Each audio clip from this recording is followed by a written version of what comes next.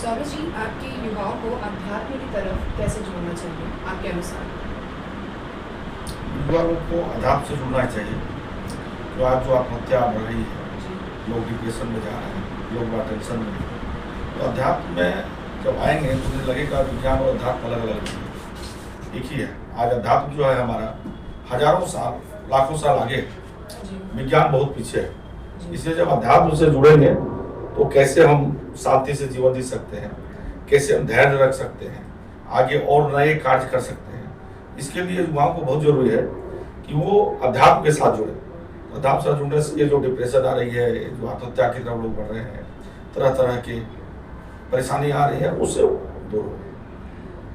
तो स्वामी जी, आज के समय में संस्कार और स्पिरिचुअलिटी कितनी ज़रूरी हो गई है और युवाओं को इसको कैसे फॉलो करना चाहिए, आप इसके बारे में क्या कहना चाहते हैं? बहुत जरूरी है। शिक्षा जितना जरूरी है उतना संस्कार जरूरी है। हम किसी बच्चे को देखते हैं तो नहीं कहते कि बड़ा संस्कारित बच्चा है, इसके माता पिता कितने अच्छे हैं। तो संस्कार बड़ा जरूरी है। एक को देखते हैं तो आज ऐसा माहौल आ गया कि देखते हैं पता नहीं कैसे पहना है, कैसा रख रखाव व्यवहार है। तो संस्कार बहुत जरूरी है और संस्कार आपको दूर से ही दिखाई देता है। चेहरा जो है ये लोगों का कैमरा है, चेहरे से सब कुछ पता चलता है। तो संस्कार, शिक्षा के साथ संस्कार बहुत जरूरी है। और संस्कार तभी आएगा जब आप अपने माता पिता के साथ, अपने बुजुर्गों के साथ बैठेंगे, अपने गुरुओं के साथ बैठेंगे, तो ही आपको जो है संस्कार आ पाएगा। संस्कार कहीं बाजार में नहीं मिलती, कोई स्कूल में नहीं मिलती। संस्कार आपको अपने परिवार, अपने समाज, अपने आध्यात्मिक गुरुओं से मिलेगा। स्वामी जी, सनातन धर्म को लेकर जो भ्रम फैलाया जा रहा है उस पर आप क्या कहना चाहेंगे? सनातन धर्म में कोई भ्रम नहीं है। धर्म केवल एक ही है, बाकी पंथ संप्रदाय। धर्म केवल एक ही है, सनातन है। इसमें कोई कंफ्यूजन किसी को नहीं है, किसी प्रकार की। आदि से है, अंत तक रहेगा। इसमें कई पंथ संप्रदाय जुड़ते हैं, हटते हैं, आते हैं, जाते हैं, लेकिन मुख्य जो है वह धर्म एक ही है, सनातन। आपके अनुसार एक सफल और शांत जीवन का सबसे बड़ा मंत्र क्या है? सफल और शांत जीवन का सबसे बड़ा मंत्र है कि आप कोई भी काम धैर्य से काम लीजिए। बहुत हड़बड़ाने की जरूरत नहीं है, बहुत जल्दीबाजी करने की जरूरत नहीं है। जल्दीबाजी में कुछ काम खराब हो जाते हैं जहाँ से आप बैक नहीं कर पाते। क्योंकि जब आप किसी जगह पे जाते हैं तो सीढ़ी दर सीढ़ी चढ़ते हैं। हम लोग यहाँ आए तो सीढ़ी दर सीढ़ी चढ़े, लेकिन जब गिरेंगे तो बीच में कोई स्टॉपेज नहीं होता, सीधे नीचे गिरना है। चाहे पद हो, प्रतिष्ठा हो, पैसा हो, या आपका कारोबार हो, या राजनीतिक हो, तो जब गिरते हैं लोग तो एकदम सीधे नीचे गिरते हैं। कि वह इनिशिएटिव कंपनी गई और बड़ी कंपनी गई, 2 लाख करोड़ की बिक गई। पिताजी ने शुरू किया था, आज पोता ने उनको बढ़ाते बढ़ाते वहाँ गए। क्योंकि सीढ़ी दर सीढ़ी चढ़ना पड़ता है। जब गिरते हैं तो सीधा नीचे गिरते हैं, जीरो पर। तो इसीलिए धैर्य बहुत जरूरी है। कोई भी चीज सोच समझ करके निर्णय लिया जाए तो उससे अच्छा होगा। आज के युवा जैसे अपने करियर को लेकर बहुत कंफ्यूज रहते हैं, आप उनको क्या राय देना चाहते हैं इसमें कि करियर अपॉर्चुनिटीज को लेकर वो इतने कंफ्यूज रहते हैं कि उन्हें कहीं अच्छा ऑप्शन मिल रहा है तो वो वहाँ स्विच कर लेते हैं, पर वो कभी ये नहीं सोचते कि अगर हम यहाँ पे मेहनत करेंगे तो हमें इसके परिणाम और भी अच्छे मिल सकते हैं। तो आप ऐसे युवाओं के लिए आप क्या बताना चाहते हैं? युवा क्या है कि किसी के कहने पर ना चले, उसे क्या रुचि है, उस रुचि में जब आगे बढ़ेंगे तो कहीं से कहीं तक लगते हैं। एक हो गया, किसी ने कह दिया वो आगे बढ़ रहा है, हो सकती है उसकी रुचि वो हो सकता है उसकी समझ हुआ है, लेकिन हम दूसरे के समझ से काम नहीं कर सकते। कहते किसी का नकल करके हम कुछ नहीं कर सकते, थोड़ा समय लाभ हो सकता है। इसलिए युवाओं को जो रुचि है, किसी को अगर मान लिए बायोलॉजी अच्छा लगता है तो बायोलॉजी पढ़े, किसी को मैथ लगता है तो मैथ पढ़े, लेकिन अपने मित्र को देखकर बायोलॉजी रख लेगा तो गड़बड़ी होना है। किसी को आर्ट्स अच्छा लगता है तो आर्ट्स पढ़े, किसी को कॉमर्स अच्छा लगता है तो कॉमर्स पढ़े। देखा देखी ना करें, नकल ना करें कि आपको क्या लगता है, आप गहन चिंतन करें। जैसे अभी 10 का एग्जाम निकला है, 10+2 का निकला है, वो बच्चे बहुत सोच समझ बूझ करके निर्णय लें। पिताजी कहने पर पिताजी को समझाएं कि मुझे इस विषय में रुचि नहीं है। कभी कभी मैं बच्चों से पूछता हूँ तो कभी मेरे पिताजी ने कहा कि भाई आपको डॉक्टर बनना है, मुझे तो रुचि नहीं है।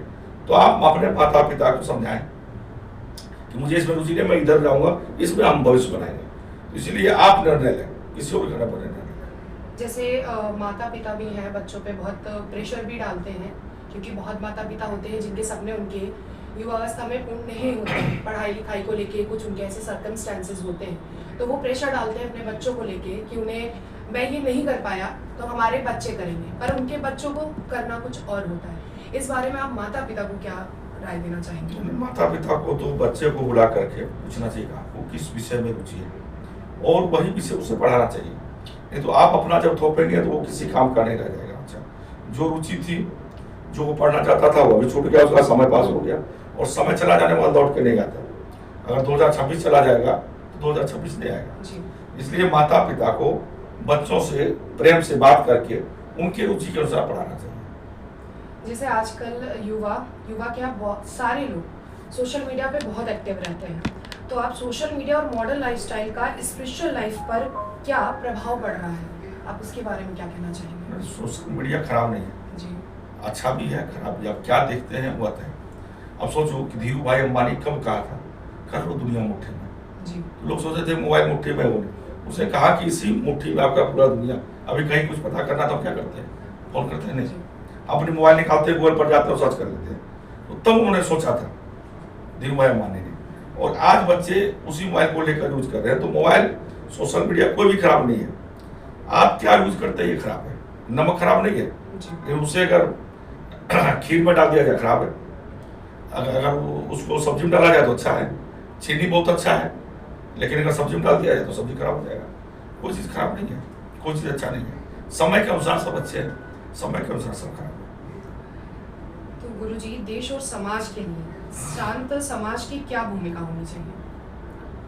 शांत समाज की भूमिका है कि समाज को लेकर के चले, माता पिता को लेकर के चले, बुजुर्गों का सम्मान करें, उनके पास अनुभव है, उनके अनुभव का लाभ उठाएं, तो आप ठोकर खाने से बच जाएंगे।